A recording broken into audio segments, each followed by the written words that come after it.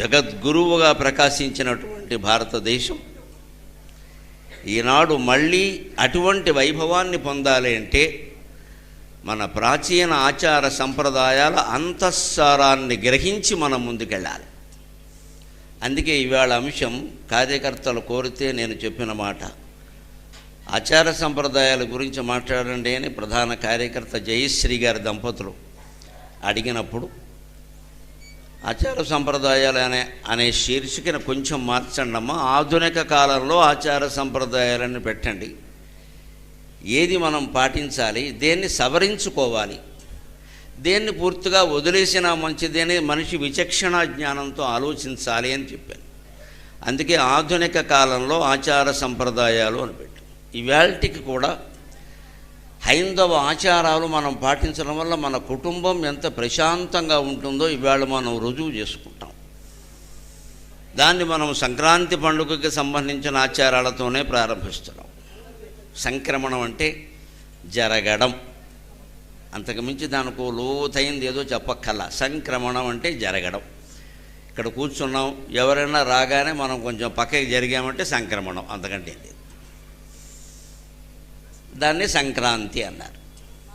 సూర్యుడు కర్కాటక రాశి నుంచి మకర రాశి నుంచి వరుసగా సంచరించుకుంటూ వచ్చి మకర రాశిలో ప్రవేశిస్తాడు. ఈ రాత్రి 9 గంటల నుంచి ఆ పరిణామం జరుగుతుంది. అందుకని రేపు తెల్లారితే మకర సంక్రమణం అన్నారు. సూర్యుడు నిజానికి జరగడు, భూమి జరుగుతూ ఉన్నటువంటి క్రమంలో ఆ పరిణామాలు ఏర్పడతాయి. ఇంతవరకు దక్షిణవాన్ని వైపు నుంచి దక్షిణం లక్ష్యంగా తన కిరణాలు ప్రసరింపజేసిన సూర్యుడు ఇక నుంచి రేపటి నుంచి ఉత్తర దిక్కు లక్ష్యంగా తన కిరణాలు ఎక్కువగా ప్రసరింపజేస్తాడు. అందుకని దీన్ని ఉత్తరాయణ పుణ్యకాలం అంట. మన సంస్కృతి ఎంత గొప్పది అంటే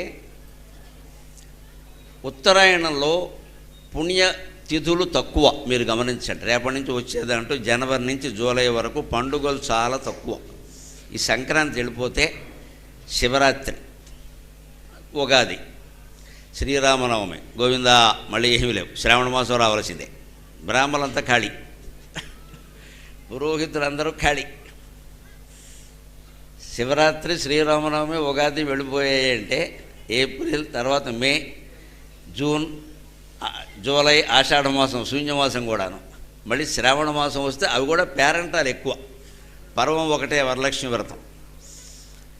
మళ్ళీ భాద్రపదం వచ్చిన దగ్గర చూసుకోండి మీరు, జూలై నెలలో దక్షిణాయనం వస్తుంది. అక్కడి నుంచి వినాయక చవితి 9 రోజులు, తర్వాత ఆశ్వీజ మాసం దసరా 10 రోజులు, తర్వాత కార్తీక మాసం మొత్తం నెల పరమశివుడు, తర్వాత ధనుర్మాసం మొత్తం నెల విష్ణువు, వరుసపెట్టి దున్నేయడమే. ఎందుకు దక్షిణాయనంలో పండుగలు ఎక్కువగా ఉన్నాయి, ఉత్తరాయణంలో తక్కువగా ఉన్నాయి? ఇళ్లల్లో గమనించండి, 2 పిల్లలుంటే ఒకళ్ళు బాగా క్రమశిక్షణతో ఉండి తల్లి కానీ తండ్రి కానీ చెప్పవలసిన అవసరం లేకుండా వాళ్ళ పనులు వాళ్ళు చేసుకుంటూ సమయానికి లేచి అమ్మ ఏమైనా సాయం చేయమంటావా అనేవాళ్ళు ఒకళ్ళు ఉంటారు, ఖచ్చితంగా ఉంటారు, మన అదృష్టం. దాంతోపాటు ఇంకొకళ్ళు ఉంటారు, ఎలా ఉంటాయంటే చెప్పినా చెయ్యరు, లేవమన్నా లేవరు. మనం కాస్త ఏం చెబుతూ ఉంటే ఈ మొదటి వాళ్ళకి 2 వాళ్ళని చూసుకోరా బాబు, మేము ఎంతకాలం ఉంటాం పెద్దవాళ్ళం, 2 వాళ్ళని చూసుకో, కాస్త నీకైతే చెప్పక్కర్లేదు నాయన. వాడు చిన్నవాడు కావచ్చు, పెద్దవాడు కావచ్చు, పెద్దమ్మాయి కావచ్చు, చిన్నమ్మాయి కావచ్చు. అలాగే సరిగ్గా కాల పరిణామం కూడా ఎలా ఉంటుందంటే వ్యక్తులు అర్థమైతే వ్యవస్థ అర్థమవుతుంది. ఉత్తరాయణం ఎలాగూ పుణ్యకాలం కాబట్టి అక్కడ జీవనానికి మరణానికి కూడా సుఖమైందే కాబట్టి, మరణించడం ఎలాగూ మనిషికి తప్పదు కాబట్టి అక్కడ పండుగలు లేకపోయినా సహజమైనటువంటి వాతావరణం కారణంగా, సహజమైన పుణ్యకాలం కారణంగా మనిషికి పుణ్యం వస్తుంది. దక్షిణాయనంలో అది తక్కువ కాబట్టి మనిషి పుణ్యాలు చేయాలంటే ఏం చేయాలి? ఏదో ఒక ప్రేరణ శక్తి ఉండాలి వెనక. సహజంగా క్రమశిక్షణ కలిగిన వాడికి ఎవరు ఏం చెప్పక్కల, వాడంతలో వాడే లేస్తాడు, పని చేసుకుంటాడు. లేని వాడికి ఏం చేయాలి? ఎవరో ఒకరు వెనకాల ఉండి కాస్త గిల్లుతూ ఉండాలి, లేపుతూ ఉండాలి. మనకి కుటుంబాల్లో పెద్ద అనుభవం చాలామందిలో ఉండేది, తల్లిదండ్రి చెబితే వినడం కంటే ఆ వయస్సు వాళ్ళు చెబితే వాళ్ళు వింటారు వెంటనే. అప్పా చెల్లెళ్ళు ఉంటే వాళ్ళు ఒకళ్ళొకళ్ళు బాగా కూడబలుక్కుని మొత్తం తల్లిదండ్రికి తెలియకుండా కూడా చాలా పనులు చేస్తారు. మహామేధాలు వాళ్ళు ఒకటే, అన్నదమ్ముడు కూడా ఒకటే. బయటికి ఏదో మన దగ్గర దెబ్బలాడుకున్నట్టు కనిపిస్తారు, 2 డబ్బులు కొట్టేయడానికి. అందుకని నేను లేదు ఇక్కడ. కానీ వాళ్ళు ఒకటే. అన్న చెబితే తమ్ముడు వింటాడు, తమ్ముడు చెబితే అన్న వింటాడు. చెప్పించాలి. కాలప్రభావం కూడా ఎలా ఉంటుంది అంటే ఉత్తరాయణం చేత దక్షిణాయనానికి చెప్పిస్తారు పండగల రూపంలో. అది నువ్వు ఎలాగూ పుణ్యకాలం కదా, ఒట్టినే పుణ్యాన్ని ఇస్తావు జనానికి. వాతావరణం కూడా బాగుంటుంది. కాస్త వేసవకాలం ఇబ్బంది అయినప్పటికీ కొంచెం పంటలన్నీ అందేటువంటి కాలం ఇది. వేసవకాలం సుఖంగా వెళ్ళిపోతుంది. అందుకని నువ్వు ఎలాగూ పుణ్యకాలమే కదా, దక్షిణాయనాన్ని కాస్త ప్రోత్సహించు పుణ్యాల రూపంలో అనడానికి వీలుగా ఎక్కువ పండుగలు మనకి మన ఋషులు దక్షిణాయనంలో ఏర్పాటు చేశారు. ఇది చూస్తే ఈ సర్దుబాటు వ్యవహారం చూస్తే అర్థమవుతుంది. ఎప్పుడూ జీవితంలో సుఖంగా ఉండాలంటే ఒక్క మాట గుర్తుపెట్టుకోవాలి. పరిస్థితుల ప్రకారం మన మనస్సు మార్చుకోవాలి, కానీ మన మనస్సు ప్రకారం పరిస్థితులు మారవండి ఎప్పుడు కూడా. పరిస్థితులు ఎలా ఉన్నాయి దాన్ని బట్టి మన మనస్సు మార్చుకోవాలి. అప్పుడు అన్నీ సుఖంగా ఉంటాయి. మన మనసును మార్చుకోవడం మన చేతిలో ఉంది, పరిస్థితులన్నీ మార్చడం మన చేతుల్లో లేదు. ఇక్కడ ఇంతమంది కూర్చుని ఉన్నారు, చాలామంది కూర్చుని చోట్లేక ఆ మెట్ల మీద నిలబడ్డారు, ఇక్కడ కూర్చున్నారు, చంటి పిల్లల్ని ఎత్తుకుని వచ్చారు. రక్షక భటాధికారులు నన్ను మిమ్మల్ని కాపాడడానికి వచ్చారు. వారు 2 గంటలు నిలబడే ఉంటారు, అనుమానం లేదు. వారికి కూర్చుందుకు చోటు ఎక్కడ ఉంటుంది? ఈ పరిస్థితులకి వారు, మీరు, నేను అందరం సర్దుకోవలసిందే. ఇక్కడ మనకేదో ప్రత్యేకతలు కావాలంటే దొరకవు. ఆ ప్రకారం మన మనస్సు మార్చుకోవాలి, కానీ మన మనస్సు ప్రకారం ఇక్కడ పరిస్థితులన్నీ మారిపోవు కదా. జీవితమేనా అంతే. ఇది వేసవకాలం ఎలా ఉండాలి, ఓ పిల్లలతో గొడవ వచ్చింది ఎలా ఉండాలి, పక్కింటి వాళ్ళతో గొడవ వచ్చింది ఎలా ఉండాలి, ఓ పండుగ తలపెట్టాం దానికేవో 21 రకాల పత్రి కావాలి, దొరకలేదు, 10 రకాలే దొరికాయి, ఏం చేయాలి? ఇప్పుడు మనకు అత్యవసరంగా 21 రకాలు దొరకవు కదా, ఉన్న వాటిలో ఏం చేయాలి? ఈ ప్రకారం మన మనస్సును సర్దుకుంటే జీవితం అంతా సుఖంగా ఉంటుంది. అలా మనస్సును మనం సర్దుకోగలగాలి అంటే మకర సంక్రమణం సందర్భంగా ఒక్క మాట చెబుతాను. తెల్లవారగానే సూర్యుడిని చూడండి మీరు. మకర సంక్రమణం కాబట్టి చాలా పుణ్యం. పైగా చలికాలం కాబట్టి సూర్యుడు కొంచెం ఆలస్యంగా వస్తాడు మన కోసం. మనం లేటుగా లేచినా ఇబ్బంది లేదు, ఆయన లేటుగానే లేస్తాడు. అదే వేసవకాలం అయితే మనకంటే ముందే వచ్చి దుప్పట్లో దూరి ఆయన్నే మనం లేపుతూ ఉంటాడు. ఇక్కడ ఆ సౌకర్యం లేదు. ఆయన కూడా కాస్త ఆలస్యంగా, నాకు మాత్రం చలికాలం ఉండదేమిటి, నేను సాఫ్ట్వేర్ ఇంజనీర్నే 1 గంట వరకు వర్క్ ఫ్రమ్ హోమ్ చేశాను, నేను లేవలేకపోతున్నాను అని పొద్దున్న కొంచెం ఆలస్యంగా 6:30కో ఎప్పుడో లేచి కాస్త కిరణాలు వెదజల్లుతాడు. ఆ వెదజల్లే సమయంలో మీ ఇంటి ముందు ఉండేటువంటి మొక్కల్ని మీరు గమనించండి. మీ ఇంట్లో పసిబిడ్డల్ని మీరు గమనించండి. పాకుతూ ఉన్న పసిబిడ్డల్ని కనిపించండి. నేల మీద పాకుతూ తల్లిని చేరుకుందాం, తండ్రిని చేరుకుందామని హడావుడిగా పిల్లాడో వచ్చేస్తూ ఉంటారే, ఆ పసిపిల్లల్ని గమనించండి. ఉదయాన్నే సూర్యుడిని గమనించండి, మొక్కల్ని గమనించండి. ఒక్కొక్క రేకు విప్పుకొని ఉవ్విళులో రుచునున్న ఒక్కొక్క రేకు విప్పుకొని ఉవ్విళులో రుచు చూచుచున్నవా చక్కని పూల బాలికలు. సాగరఘోష కావ్యంలో సూర్యోదయాన్ని వర్ణిస్తూ రాసిన పద్యం ఇది. మకర సంక్రమణం అంటే సూర్యుని పండుగ, కాలానికి సంబంధించిన పండుగ ఇది. కాలం అంటే సూర్యుడు చంద్రుడే, వాళ్ళిద్దరూ లేకపోతే కాలం ఎక్కడిది? చీకటికి ఒకళ్ళు కారణం, రాత్రి పగలకు ఒకళ్ళు కారణం. ఆ చీకట్లో కూడా వెన్నెల కురిపించడానికి చంద్రుడు కారణం. ఆ సూర్యోదయాన్ని మనం చూడాలి, పిల్లలకి చూపించాలి. ఫోన్లో చూపించడం కాదు, రికార్డు చేయడం కాదు. ఆ సూర్యుడు పక్కన మనం ఉండి సెల్ఫీ దిగుదాం, మాడిపోతాం, అనుమానం ఏం లేదు. ఇక్కడ మనకి ఏదో పెద్ద జబ్బు, ప్రతి దాంతోనూ సెల్ఫీ దిగాలి. మనకు సెల్ఫీ దిగామంటే ఒకటే లెక్క. ఆ మాటే చూడండి, సెల్ఫిష్నెస్, నీకు స్వార్థం ఎక్కువగా ఉందన్నమాట, అందుకే సెల్ఫీ దిగుతున్నావు. మానేయాలి. ప్రతి దాంట్లో నువ్వు ఉండాలా, లేకపోతే కష్టమా, ఏమైనా ఇబ్బందా? ఓ చెట్టు ఫోటో తీయాలండి. చెట్టు పక్కన నువ్వెందుకు పుట్టలాగా? మనం ఉంటే ఏం చేస్తామో మనం గమనించండి. ఎప్పుడు ఆ ఫోటో చూసినా మనకేసే చూస్తాం, చెట్టుకేసి చూడడం. ఇంకా అలా నిలబడకుండా ఉండాల్సింది, ఇలా నిలబడాల్సింది. అయిపోయింది, చెట్టు పోయింది అక్కడ. ఇప్పుడు నిన్ను నువ్వే ఫోటో తీసుకోవాలంటే ఇంట్లో కూర్చొని తీసుకోరాదా ఒక 100? చెట్టుని ఎందుకు తీసావు? ఒక ప్రకృతి సుందరమైన ప్రదేశాన్ని ఫోటో తీసామంటే అదే ఉండాలి, మనం అక్కడ ఉండకూడదు. అప్పుడు అహం అనేది ఉండదు. ఆనందం పొందాలి అంటే అహం అనేది ఉండకూడదు. అహం ఉండబట్టే మనం ఆనందం పొందలేకపోతున్నాం. అంత ఆనందమయమైన వాతావరణం ఉన్నా మనం ఎందుకు ఆనందంగా ఉండలేకపోతున్నాం? లోపలేదో గుబులుంది, నువ్వు ఉండలేవు. ఎన్ని కోట్ల భవనం ఉన్నా సరే, ఎంత అందమైన పరుపులు మంచాలు ఉన్నా సరే, ఏసీలు అన్నీ ఉన్నా సరే, నిద్ర పట్టేది లోపల లేదు ఆనందం. లోపల లేకపోవడానికి కారణం అహం. ఆ అహం కరిగిపోయేది పూర్తిగా వెంకటేశ్వర స్వామి దగ్గరే, భగవంతుని దగ్గరే. అందుకని అహం కరిగిపోవాలి అంటే మనాన్ని మనం మినహాయించుకొని ప్రకృతి సౌందర్యంలో కలిసిపోవాలి తప్పకుండా. ఒక్కొక్క రేకు విప్పుకొని ఉవ్విళ్ళులూరుచు చూచుచున్నవా చక్కని పూల బాలికలు. ఒక్కొక్క రేకు విప్పుకొని ఉవ్విళ్ళులూరుచు చూచుచున్నవా చక్కని పూల బాలికలు. చల్లని మెత్తని స్పర్శ కోసమై ప్రక్కను వీడినట్టి పసిబాలుడు, ప్రక్కను వీడినట్టి పసిబాలుడు చేతులు కాళ్ళ త్రొక్కుచున్. ప్రక్కను వీడినట్టి పసిబాలుడు చేతులు కాళ్ళ త్రొక్కుచున్.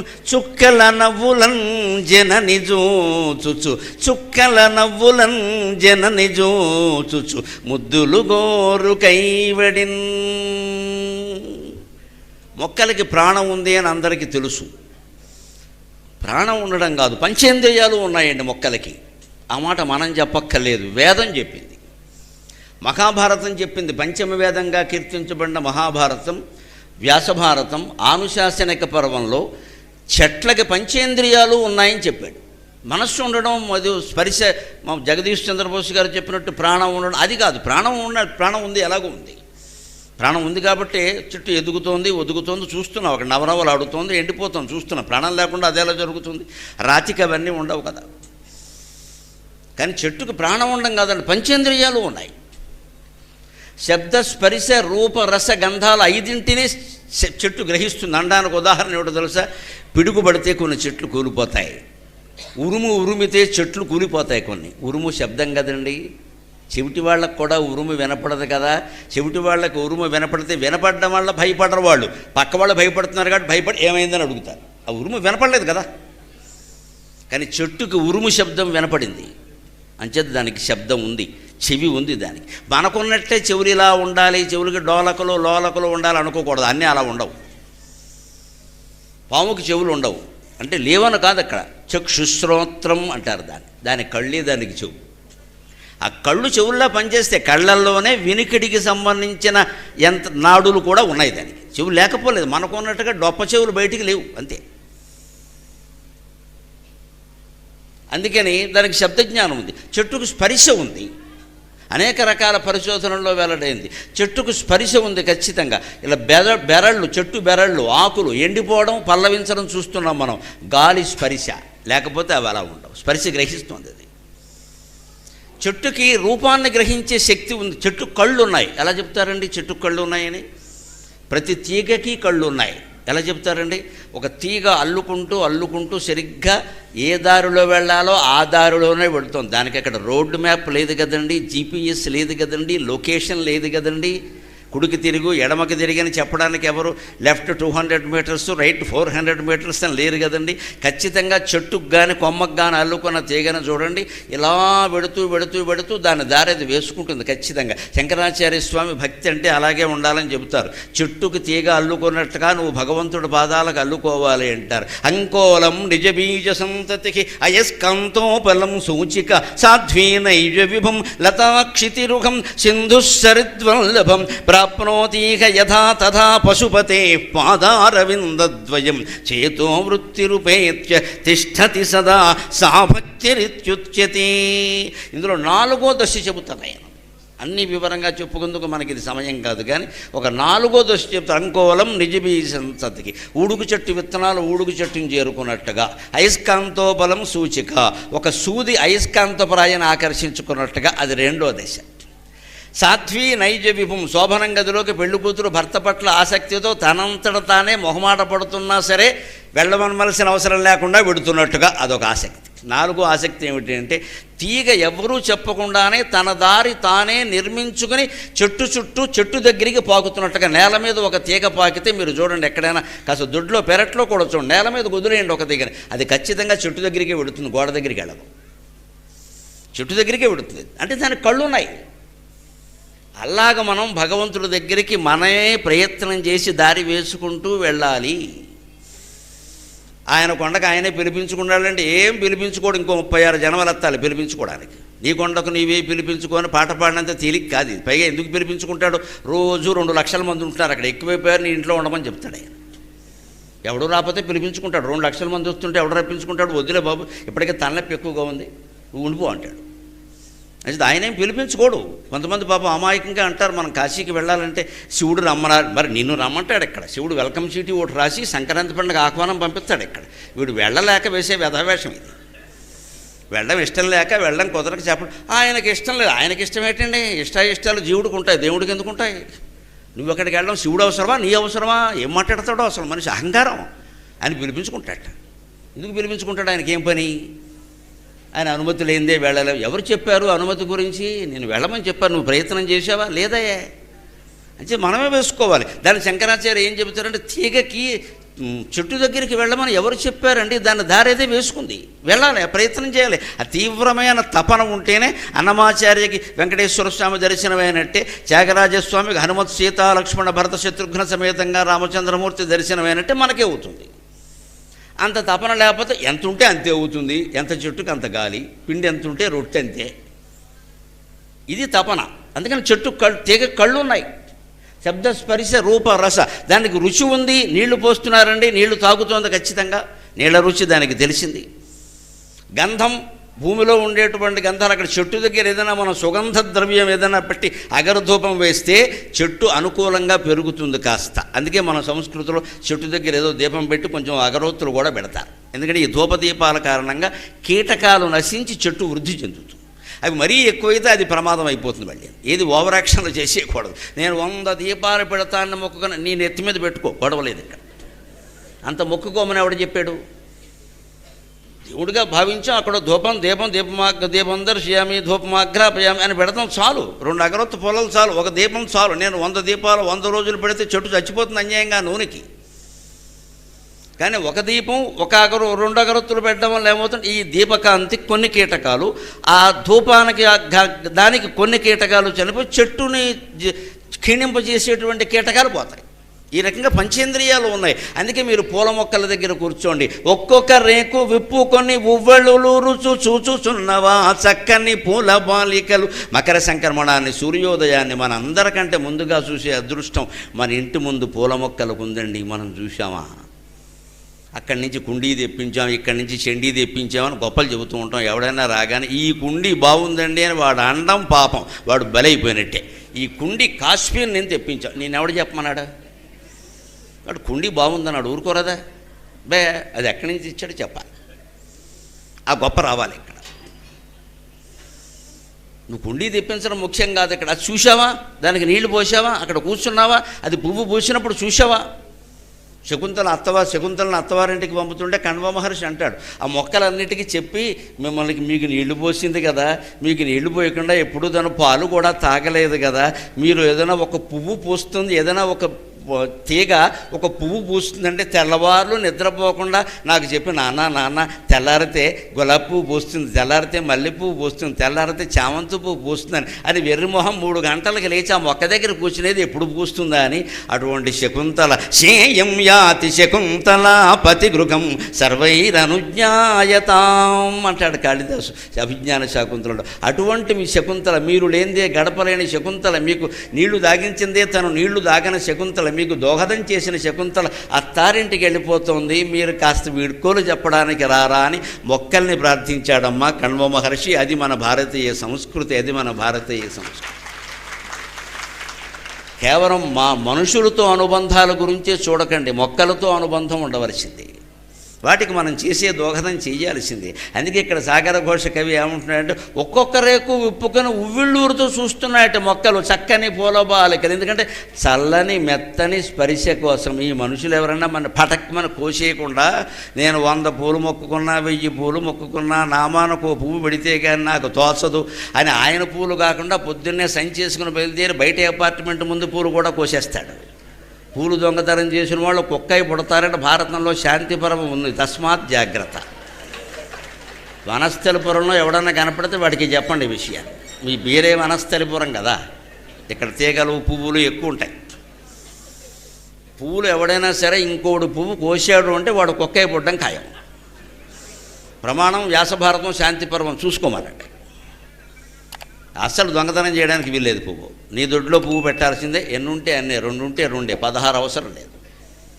పువ్వులు మనం కోస్తామని ఎదురు చూడమండి, మనం ఊరికే వ్యాఖ్యానాలు చేయొద్దు ఇక్కడ. అవి దేవుడి కోసం పుట్టాయి, నీకు చెప్పేటి ఆ విషయం అక్కడ. ఇంకో మానవుడు ఎవడికో అనిపిస్తుంది, నువ్వు దేవుడి కోసం పుట్టావురా, నేను వేసేద్దాం అనుకుంటున్నా అంటే ఒప్పుకుంటావా? మన ప్రాణాలు మనకు ఎక్కువ, మరి పువ్వు ప్రాణం అంతేనండి, మనకేం హక్కు ఉంది? చల్లని మెత్తని స్పర్శ కోసమై ఎవరైనా మానవుడు ప్రేమగా ఇలా ముట్టుకుంటారా, లాలిస్తారా? పిల్లలకి ఆలనా పాలనా చూసినట్టుగా నన్ను ఎవరైనా పలకరిస్తారా అని పువ్వులు అంటాడు. జగదీష్ చంద్రబోస్ పరిశోధనలో కూడా చూపించి, ఒక పువ్వు, ఒక చెట్టు, ఒక మొక్క ఎదుగుతూ ఉంటే దాని భావాలు ఎలా ఉంటాయో తెర మీద చూపించాడు. మనం నేర్చుకోవాలి నిజంగా. నిద్రమోవునంట ఇది నిక్కువమా, అది గమనించి ఆయన పరిశోధనలు గమనించి సాగరఘోష కావ్యంలో మొక్కల గురించి పద్యం రాశారు. మొక్కలు నిద్రపోతాయండి, ఎప్పుడు పడితే అప్పుడు నీళ్లు పోయకూడదు. నువ్వు అర్ధరాత్రి సెకండ్ షో సినిమా చూసి నీళ్లు పోతానంటే కుదరదు, అది కూడా పడుకుంది, నీళ్లు తాగదు. 1 గంటకు అన్నం పెడతానంటే పిల్లడు తింటాడా? మొక్కలకి నీళ్లు పోయడానికి ఒక సమయం ఉందండి, నిద్రపోయే సమయం ఉంది, నిద్రపోయే సమయంలో పోయకూడదు, దానికి ఖచ్చితమైన సమయం చెబుతారు. నిద్రమోవునంట ఇది నిక్కువమా మనుజులు స్పృశించిచో ముద్దుల గృద్దులో తెలియు బుద్ధియువానికి ఉన్నదంట. మానవులు ముట్టుకుంటే వీడు మంచివాడా చెడ్డవాడా మొక్క కనిపెడుతుందండి, మనం కనిపెట్టలేం. కానీ ఎందుకంటే ఆ ముట్టుకోవడంలో స్పర్శను బట్టి వీడు దుర్మార్గుడు, ఎప్పటికే ముగ్గురు నేసేసాడు, నన్ను ముట్టుకున్నాడు ఎక్కడ అనుకుంటుంది. ఆ చేతి స్పర్శకి వెంటనే గ్రహించేస్తుంది. లేదు ముద్దు మంచివాడు, ఆ ప్రేమ అంతా, ఆ చెయ్యి ఎంత బాగుంది, ఆ స్పర్శ ఎంత బాగుంది అని ఆనందిస్తుంది. ఏ మొద్దులో గిల్లిపోవగానే మొక్కలు బోరున ఏడ్చునంట. ఒక మొద్దు మీద ఎవడన్నా ఉండి మొక్కలను ఊరికే పని లేకుండా గిల్లేస్తూ ఉంటారు, పనిగెట్టుకుని గిల్లుతూ ఉంటారు, మొక్కల్ని గడ్డిని గిల్లుతూ ఉంటారు. అది మహాపాపం అండి. ఆచారాల్లో ముఖ్యంగా పాటించాలి. మొక్కల్ని పీకకూడదు, గిల్లకూడదు, ఆకులు గిల్లకూడదు, ఇవి ఏమీ చేయకూడదు, మట్టి బిడ్డలు పగలగొట్టకూడదు. లోష్ఠచ్చింది ఆచార సంప్రదాయాల గురించి అనుశాసనిక పర్వంలో చాలా స్పష్టంగా చెబుతాడు వ్యాసుడు. భీష్ముడి చేత ధర్మరాజుకి చెప్పిస్తాడు, ఎవరెవరు నరకానికి పోతారో అంటే లోష్ఠచ్చింది తృణచ్ఛేది నఖకాదీచయో నరక, నఖకాదీచయో నరక లోష్ఠచ్ఛింది తృణచ్ఛేది నఖకాదీచయో నరక నిత్యోచ్ఛిష్టక సంకుశుక నిత్యోచ్ఛిష్టక సంకుశుక నేఘాయుర్విందతే నరక.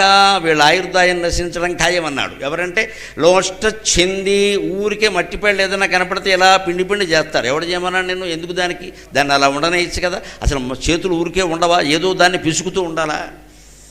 మట్టి బిడ్డలు నలపకూడదు, అది భూమాత యొక్క సంతానం. మట్టిబిడ్డ అది అలాగే ఉండాలి. దేనికి ఉపయోగపడాలో అది. ఎందుకంటే పాములు, చీమలు, దోమలు మొదలైనవి మట్టి బిడ్డలను తయారు చేస్తే, వానపాములు పొలాల్లో ఉండి మట్టిని గుల్లగా చేస్తాయి. గుల్లగా మట్టి ఉండడం వల్లే పంటలు బాగా పండుతాయి. వానపాములను చంపేయకూడదు, వానపాము అవసరం ఉంది అక్కడ. నీకు పాము భయం ఉంటే కర్ర వేసుకుని వెళ్ళు, ఎందుకని పొలం మొత్తం మీద పాములు లేకుండా చేస్తానంటే అలాగా. రోడ్డు బాగులేదంటే నువ్వు చెప్పులు వేసుకోవాలి, కానీ రోడ్డు అంతా బాగు చేస్తే కన్నా రోడ్డు మీదకి వెళ్ళను, అయితే ఇంట్లో కూర్చో. ఎవడు బాగు చేస్తాడు? నీ కాళ్ళకి చెప్పులు వేసుకుంటే రోడ్డు అంతా బాగున్నట్టే. నీకెందుకు ఆ గొడవ అంతాను? అదంతా ఇప్పుడు అవుతుందా? ఉపానర్గోధపారస్య నరు చర్మావృతైవ భూహు అంటారు సీతోపదేశంలో. నీ కాళ్ళకు నువ్వు చెప్పులు వేసుకుంటే దారంతా బంగారమేనండి. అలాగే మన గొడవేదో మనం చూసుకోవాలి, కానీ ప్రపంచంలో అన్ని పరిణామాలు మన గురించి జరగవు కదా. అందుకని మట్టి బిడ్డలు పెళ్ళగించకూడదు, మట్టి ఇలా చెదమకూడదు, మట్టి బిడ్డల్ని చెదమకూడదు. ఎలా ఉన్నదో అలా తగినంత పని ఉండి ఏదైనా భవన నిర్మాణం కోసమో దానికోసమో వేరే విషయం. అది మామూలుగా కూర్చొని చేస్తారు ఈ పనులు. తృణచ్ఛేది. ఇంకా కొంతమంది మహానుభావులు ఉంటారు, గడ్డి పీకుతూ ఉంటారు. జీపీ ఫిలాసఫీ అంటారు దీన్నే. గడ్డి పీకే తత్వం. ఏమీ పని లేక, ఉద్యోగం లేక, సద్యోగం లేక గడ్డి పీకుతూ ఉంటాడు. అది కూడా తప్పే. అక్కడ ఉన్న గడ్డి నువ్వు ఎందుకు పీకుతున్నావు, ఏం చేస్తావు? అవి ఆవులు గేదెలు తినడం కోసం ఏర్పాటైన గడ్డి. అవి తింటాయి, అవి సగమే తింటాయి, పీకి లాగి తినవు. వాటికి కావలసినవి తింటాయి, వెళ్ళిపోతాయి. మనం తీసేస్తే సహజంగా గడ్డి పరకలు, కొన్ని ఔషధులు నేలలోంచి సహజంగానే పుడతాయి. ఉద్భిజ్యములు అంటారు వాటి, నేల చీల్చుకుని పుట్టినవి. వాటిని మనం గౌరవించాలి, ప్రేమించాలి తప్ప ఇలా చేయకూడదు. అలా చేస్తే ఆయుక్షీణం అని చెప్పారు. ఎందుకంటే అవి శపిస్తాయి. వేదవా వచ్చాడు మళ్ళీ పీకేస్తాడు, మన బతకని వాడు కష్టపడి 10 రోజులు బతికాను, వీడు వచ్చాడు లాగేస్తాడు, వీడు 11వ రోజు నాకు శుద్ధే, 12వ రోజు వీడికి శుద్ధి అంటారు, అంతే లెక్క. అటువంటి శాపం మొక్కలు పెట్టకుండా ఉండాలంటే మనం ఈ పిచ్చి పనులు చేయకూడదు. మట్టి బిడ్డలు చెదమడం కానీ, గడ్డి పరకలు కొయ్యడం కానీ, గడ్డి పరక తెంపడం కానీ. తృణచ్ఛేది అంతేకాదు, నఖకాది. ఇంకా ఈ మధ్య ఎక్కువ కనపట్టలేదు, గోళ్ళకు రంగులేయడం మొదలెట్టాక. లేకపోతే మా చిన్నతనంలో బాగా చూసేవాళ్ళు, ముఖ్యంగా మగవాళ్ళు, ఇంకా కొరికేయడమే. ఇక ఈలపాట పాడేవాడి కంటే ఎక్కువ అసలు గోళ్ళు ఒక్క గోరు కూడా ఉండదండి. రోగాలన్నీ దానివల్ల వస్తాయి. నఖకాది గోళ్ళు కొరుకుతున్నామంటే శని పెట్టినట్లు లెక్క. శని అంటే అనారోగ్యం, అంతకంటే ఏం లేదు. పైనుంచి శనిగ్రహం వచ్చి గోళ్ళు కొరికిన వాడేవాడు అని సీసీ కెమెరా పెట్టి పట్టుకోడు. ఇక్కడ ఆయనకి పని ఏం లేదు. అక్కడ శని అంటే అనారోగ్యం, అంతకంటే కంగారు పడకండి. దౌర్భాగ్యం అంటే అనారోగ్యం, సౌభాగ్యం అంటే ఆరోగ్యం. ఆరోగ్యమే సౌభాగ్యం కదా. ఇవాళ ఆసుపత్రులకు ఎంత ఖర్చు పెడుతున్నామండి. శని పట్టుకోవడం అంటే అనారోగ్యం. ఇది గోళ్ళు కొరికితే ఏమవుతుంది, గోళ్ళలో మట్టి ఉంటుంది. ఎందుకంటే మనం తినగా ఉంటాం కదా, ఇలా కెలుగుతాం, ఇలా కెలుగుతాం, ఇలా కెలుగుతాం, పక్కవాడిని కెలుగుతాం, అప్పుడు నోట్లో పెట్టుకుంటాం. ఎంత గొప్ప ఆచారమో. ఇవి పూర్వం వాళ్ళు చెబుతారు. ఏమంటాం, చేతస్థం కాదమ్మా. ఆధునిక కాలంలో కూడా పాటించవలసిన ఆచారాలే చెబుతున్నాను నేను. గోళ్ళు ఎప్పుడూ కొరకూడదు. గోళ్ళ రంగు వేసేవాళ్ళు అసలే కొరకూడదు. వీళ్ళకి మరీ దరిద్రం, ఆ రంగు కూడా వెళ్ళింది లోపలికి. మామూలు వాడికి గోరొకటే పెడుతుంది, వీళ్ళకి రంగు కూడా వెళ్ళింది, అంటే కెమికల్ కూడా వెళ్ళింది. ఏమైపోతావు ఇంకా. అంతేకాదు, నిత్యోచ్ఛిష్టగా ఎంగిలన్నం తినకూడదు. అది అందరికీ తెలుసు, అందరూ పాటిస్తారు. దాని గురించి అంత చెప్పక్కర్లేదు. ఇంకా ఎంత రుచి అయినా సరే తినకూడదు. ఆ పాతివ్రత్యాలు ఇప్పుడు పనికిరావు. పూర్వం కొంతమంది స్త్రీలను మేము చూసేవాళ్ళం, భర్త తిన్న కంచంలోనే తినేవారు. అంత ఓవర్ యాక్షన్ ఇప్పుడు అవసరం లేదు. నీ పాతివ్రత్యాన్ని అలా నిరూపించుకోవలసిన అవసరం లేదు. అలా ఉండేవాళ్ళు లేరు కూడా ఇప్పుడు. భర్త అన్నం తింటుంటే అక్కడ ఎవరో ఉండరు. వారు ఉద్యోగాల్లో వారు ఉంటారు. వీరు ఆర్డర్ వీరు పెట్టుకుంటారు, వీరు ఆర్డర్ వీరు పెట్టుకుంటారు. స్విగ్గీ జొమాటో వాడు పట్టుకొస్తున్నాడు ఇప్పుడు అన్నం పెట్టేవాడు వాడు ఇక్కడ. అందుకని ఇవన్నీ పెద్ద చెప్పక్కల, ఇదంతా ముఖ్యం కాదు. ఇంకోటి ఉందండి, సంకుసుక. నిలకడలేని మనస్తత్వం ఉన్నవాడి దగ్గర కూడా లక్ష్మీదేవి ఉండదు, ఆయుర్దాయం పోతుంది. సంకుసుక అంటే అర్థం అది. నిలకడలేని మనస్తత్వం అంటే పొద్దున్న మాట అన్నాం, కట్టుబడి ఉండాలి. మధ్యాహ్నం ఒక మాట, వాళ్ళ ఇంటికి వస్తానన్నా వెళ్ళాలి, లేకపోతే రావని చెప్పాలి ఫోన్ చేసి. వాళ్ళు ఏమైపోతారు. మన ఇంటికి ఎవరో వస్తా అన్నారు, మాట ఇచ్చాం, మనం లేకుండా ఎక్కడికి వెళ్ళిపోతే వాడు వచ్చి తలుపు కొట్టాక అప్పుడు మనకు ఫోన్ చేస్తే పని నుండి బయటకు వచ్చానరా, ఆ మాట ముందే చెప్పాలి. మాట నిలకడలేకపోతే అలాగా. ఒక వస్తువు కొనొద్దు అనుకున్నాం, కొనాలి అనుకున్నాం, కొనాలి. కొనక ముందే ఆలోచించాలి. ఒక నిర్ణయం తీసుకునే ముందు 10 నిమిషాలు కాదమ్మా, 10 రోజులు ఆలోచించినా పర్వాలేదు. నిర్ణయం తీసుకున్నాక ఇంకా ఆలోచించద్దు. దూకేయడమే, యశోవా మృత్యుర్వా, ఏదో ఒకటి అవుతుంది. అది స్థిరత్వం, ఆత్మనిగ్రహం అంటారు. ఒక స్థిరత్వాన్ని ఏమైనా కానీ నేను మాట ఇచ్చాను కదా అంతే లెక్క. దాన్ని కట్టుబడి ఉండడం ఇంకా ఏదో ఒకటి అవుతుంది, పెద్ద విషయం కాదు అది. అలా ఉంటే అన్ని విధాలా మేలు జరుగుతుంది. నేహాయుర్విందతేన రక. ఈ రకమైన మట్టి పీలలు చెదపడం, గడ్డి పీకడం లాంటివి ఉన్నవాడికి ఆయుర్దాయం పెరగదు అన్నారు. అందుకే మొక్కలకి ప్రాణం ఉంటుంది, పంచేంద్రియాలు ఉన్నాయి కాబట్టి అవి పసిపిల్లల్లా ఆలోచిస్తాయట. ఎలాగంటే పసిపిల్లాడు పక్క నుంచి లేవగానే ఏం చేస్తాడండి, ముందు ఆకలి వేస్తుంది. ఆకలి కంటే ఎక్కువ వాడికి భయం వేస్తుంది, అమ్మ పక్కన ఉందా లేదా. ముందు భయం, తర్వాత ఆకలి. అందుకని వెంటనే ఇలా చూస్తాడు. వాడికి ప్రపంచంలో 3,000,000 దేవతలు కలిసి మేము 3,000,000 దేవతలు నాకు అనవసరం, మా అమ్మ ఏదని అడుగుతాడు. మీరు అందరూ వెళ్ళిపోండి, ఎవరు రమ్మన్నారు మిమ్మల్ని, మా అమ్మ ఇది. అమ్మ కనపడకపోతే వెంకటేశ్వర స్వామి కనపడబడిన వాడు నమ్మడు, వెంకటేశ్వర స్వామి వాడికి కనపడినా వాళ్ళ అమ్మలా కనపడాల్సిందే, లేకపోతే నమ్మడు. అందుకని పక్కను వీడినట్టి పసిబాలుడు చేతులు కాళ్ళ ద్రొక్కుచును. పక్క నుంచి లేచిన పసిబాలుడు లేకపోతే పసిపిల్ల చేతులు కాళ్ళ ద్రొక్కుచును. పాక్కుంటూ వస్తారు కదండి, ముందు చేతులు తర్వాత కాళ్ళు ఉంటాయి కదా. చేతులను కాళ్ళతో తొక్కేస్తూ ఉంటారు పాపం. నడవడం పాకడం చేతకాక ఇలా చెయ్యేసి కాలుతో తొక్కేస్తాడు, చెయ్యేసి మళ్ళీ కాలుతో తొక్కేస్తాడు, మళ్ళీ కాళ్ళను చేతితో తొక్కేస్తాడు. అలాగే తడబడుతూ ఈ తడబాటు అంతా ఎందుకంటే అమ్మ కనపడింది, మళ్ళీ ఎక్కడికైనా వెళ్ళిపోతుందేమో, అమ్మ దగ్గరికి వెళ్ళాలి, అమ్మ ముద్దెట్టుకుంటే ఎంత బాగుంటుందో ఆ అనుభూతి నేను పొందాలి అని చుక్కల నవ్వులను ఏడిస్తే అమ్మ ముద్దెట్టుకోదేమని నవ్వుతాడండి. పసిపిల్లల నవ్వులు ఆస్వాదించండి అమ్మ. ప్రతి నవ్వులో కొన్ని కోట్ల నక్షత్రాలు మీకు కనబడతాయి. పసిపిల్లల నవ్వులు కొన్ని కోట్ల నక్షత్రాలు. అందుకే ఈ పద్యంలో నేను చుక్కల నవ్వులను అన్నాను. ఏదో సిరిమల్లె పువ్వు నవ్వినట్టు అని చెప్పాలి, అవన్నీ పాత ప్రయోగాలే. పసిపిల్ల నవ్వు చూస్తే నక్షత్రాలు కనపడతాయి. చుక్కల నవ్వులను జనని చూచు ముద్దులు గోరు కైవడిన్. అక్కడికి అమ్మ ఏదైనా పని హడావుల్లో ఉండి కొంచెం కోపంగా ఉన్నా సరే బొంగమూతి పెట్టేస్తాడు. పొద్దున్నే లేస్తే నవ్వాలి కదా అని, నన్ను ముద్దెట్టుకోవాలి కదా, మా అమ్మకి ఏదో కోపం వచ్చినట్టుంది నన్ను ముద్దెట్టుకోవట్లా అని జగత్తంతా శపించినట్టు భావిస్తాడు. అటువంటి పిల్లల్ని, అటువంటి మొక్కల్ని చూడడానికి, లాలించడానికి, పాలించడానికి సరైన సమయం సూర్యోదయం. అదే రేపు మకర సంక్రమణం. రేపటి నుంచే ప్రారంభించండి. అలవాటు లేని వాళ్ళు పొద్దున్న ఖచ్చితంగా 15 నిమిషాలు సూర్యోదయం చూడడానికి సమయం కేటాయించండి. ఇంకో 15 నిమిషాలు సూర్యాస్తమయం చూడడానికి సమయం కేటాయించండి, పిల్లలతో సహా చూడండి, భార్యాభర్త ఇద్దరూ కలిసి చూస్తే అన్ని అభిప్రాయ భేదాలు సూర్యకిరణాలకి మాడి మసైపోతాయి, అనుమానం లేదు. ఇక్కడ